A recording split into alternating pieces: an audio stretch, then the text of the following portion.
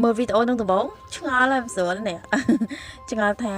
មិនបញ្ចូលថ្នាំដុសធ្មេញមកបៀកនៅលើចេកធ្វើអីបៀកឲ្យយកទៅធ្វើអីទៀតឆ្ងល់ហើយមែនអញ្ចឹងបើឆ្ងល់ចូលមើលវីដេអូនឹងឲ្យចប់ហ្នឹងនឹងហើយថាវិធីសាស្ត្រងាយៗងាយៗរបស់ដែលយើងយកមកផ្សំគ្រឿងសម្រាប់ធ្វើនោះក៏វាងាយដែរងាយអីគឺងាយរកបានមាននៅក្នុងផ្ទះទាំងអស់ផ្សំគ្រឿងហ្នឹងមិនមែនយកទៅញ៉ាំឬក៏យកទៅស្លឯងយកទៅដុសបាត់ផ្ទះបាត់ឆ្នាំងតែប្រឡាក់ចប់ខ្ជុងឬក៏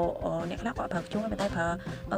ខ្សែភ្លើងឬក៏ហ្គាសហ្នឹងក៏វាខ្មៅបាត់ផ្ទះឬក៏បាត់ឆ្នាំងដែរហើយចំពោះចេកហ្នឹងមិនមែនយើងប្រើបានតែចេកបំពងលឿងទេចេកបំពងខៀវចេកដង្វាចេកបំពងជាស្នាប់មុខចេកអីក៏បានឲ្យតែជាចេកគឺអាចប្រើបានទាំងអស់ណាចំពោះថ្នាំដុសធ្មេញក៏ដូចគ្នាដែរថ្នាំដុសធ្មេញប្រភេទអីក៏បានដែរឲ្យតែជាប្រភេទថ្នាំដុសធ្មេញគឺអាចយកមកលាយយកមកផ្សំគ្រឿងជាមួយបាន